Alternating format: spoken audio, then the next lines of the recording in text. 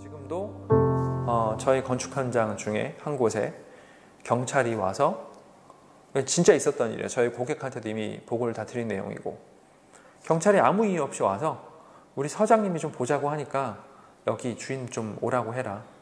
그래서 직원이 왜 그러냐 했더니 아예 그냥 좀 보고 싶다. 소환장이나 이런 것도 전혀 없습니다.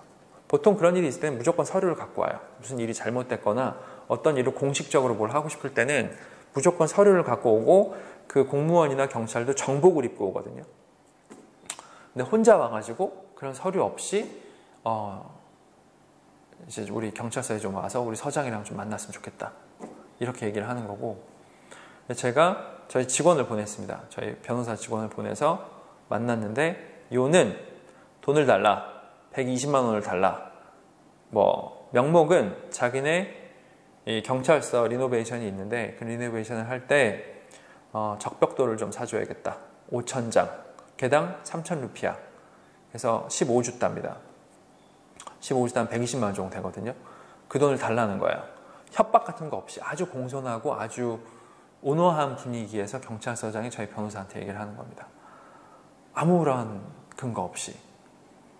이때 이런 일이 있을 수 있을까요? 경찰이 변호사한테 아무 명목 없이 자기가 벽돌 영수증을 끊어줄 테니까 벽돌을 5,000장을 내는 걸로 하자, 이런 일이 일어납니다.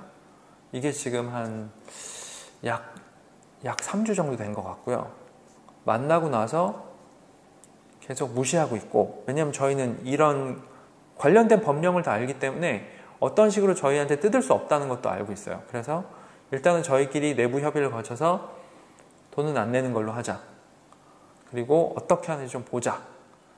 사실은 저희가 그날 만났을 때 일들을 다 녹음을 해놨습니다. 경찰서장이 뭐라고 얘기하는지에 대해서 다 녹음을 떠났고, 그래서 지금 그거를 쓰진 않았어요. 쓰진 않았는데 굳이 쓰지 않고 그냥 일단 무시해보자. 왜냐? 저희는 지금 그런 몇 가지 조건이 충족이 돼서 무시를 해서 넘어갈 수 있을 만한 상태라고 생각을 하고 있어요. 저희 내부적인 판단으로. 이걸 다 얘기할 수는 없어요. 저희 고객 프라이버시도 있고 저희 사내의 얘기가 있기 때문에 할 수 있는데, 실제로 해당 경찰서장이 불러서 하는 얘기입니다. 120만 원 갖고 와라. 자기가 벽돌 5,000장에 대한 영수증을 끊어주겠다. 그래서 저는 개인적으로 여기서 뭐 우리나라처럼 뭐 정치인이나 아니면 뭐 대기업 뭐 회장이나 오너들의 그런 부정부패를 얘기하고 싶진 않아요.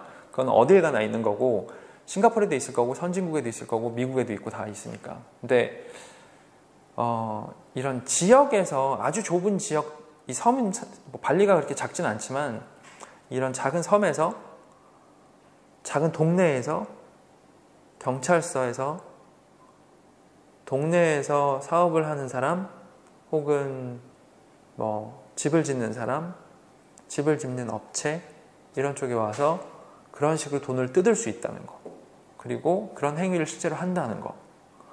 인허가를 받을 때 우리가 이 통합민원실이라고 합니다. 뭐 한국말로 하자면 통합민원실에 가서 어떤 민원을 제기하고 그 사람들이 실사를 나와야 될 때, 우리가 어떤 인허가를 프로세스를 진행을 했을 때, 그 인허가를 하기 위해서 실사가 나올 때, 경찰한테 우리가 뭘 신고하거나 혹은 소방서나 이런 쪽에 뭔가 도움을 필요로 해서 공권력의 도움을 호소했을 때, 그 담당자들이 와서 피해자인 사람들한테도 먼저 돈을 요구하고 피해자를 먼저 조사합니다. 너 뭐하는 애야? 너 왜 얘를 고소해? 넌 뭐하는 애인데 쟤를 고소하려고 해? 그러면서 저를 먼저 체크를 하거든요. 그런 일들이, 사실 저도 한국에서 직장생활 할 때 그런 공무원들한테 사실 돈도 윗사람이 시켜서 돈을 갖다 줘도 봤어요.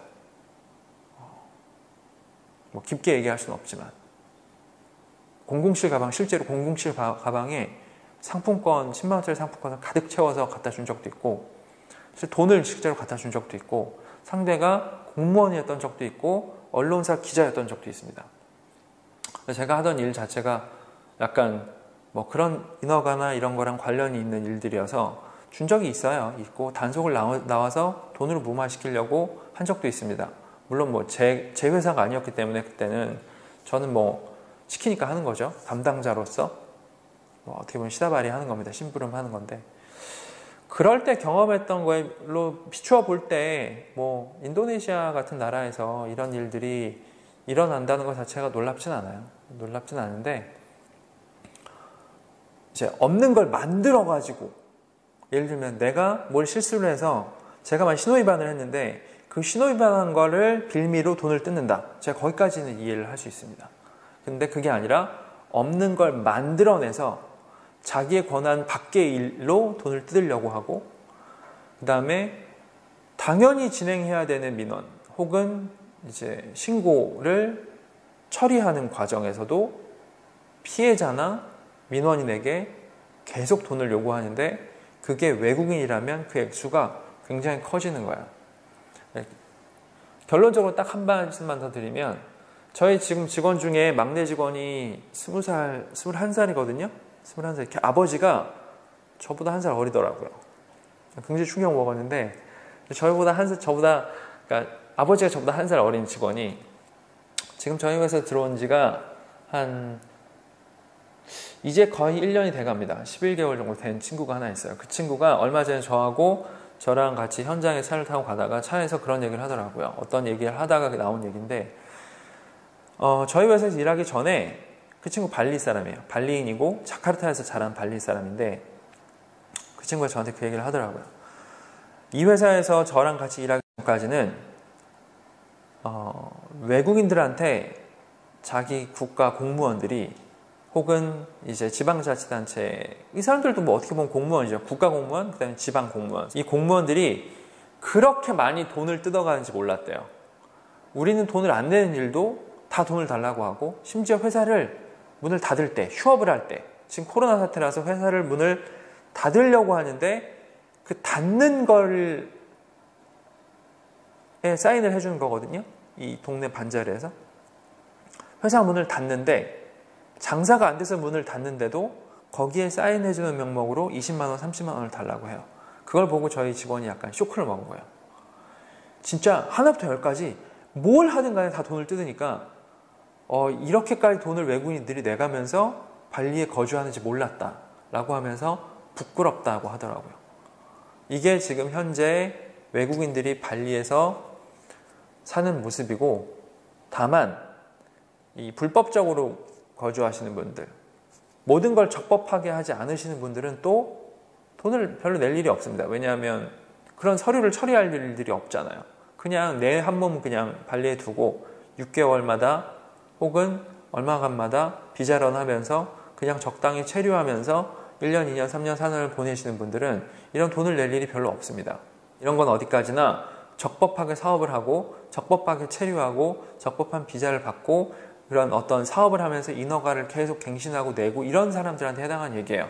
그냥 노매드처럼, 디지털 노매드처럼 와서 몇 달 일하면서 그냥 온라인으로 프리랜서로 일하고 또 잠깐 해외 나가다 들어와서 또 이렇게 하시는 분들한테는 해당이 없는 얘기고, 저처럼 아예 자리를 잡고 이제 정상적으로 사업하시면서 사시는 분들에 대한 얘기니까, 그 부분은 어떻게 보면 발리에 오래 살았다고 해서 다 저같이 이런 경험들을 하거나 하는 건 아니라는 거를 좀 이해를 하시면 될 것 같고, 그래서 오늘은 제가 발리의 어두운 면이죠. 어두운 면 중에 하나. 시민들 혹은 발리에서 정상적으로 정착해서 자리를 잡은 외국인들한테 계속 돈을 뜯는 경찰 혹은 관련 공무원들에 대한 얘기를 말씀을 드렸습니다. 다음엔 또 어떤 걸로 해볼지 좀 고민을 해볼게요. 연말연시인데 지금 조금 이래저래 일들이 많아가지고 예전처럼 일주일에 2개씩은 못 올리겠고, 그래도 내년 연초까지는 그래도 일주일에 1개씩은 올리려고 노력을 해보겠습니다. 자, 오늘 여기까지 하겠습니다. 감사합니다.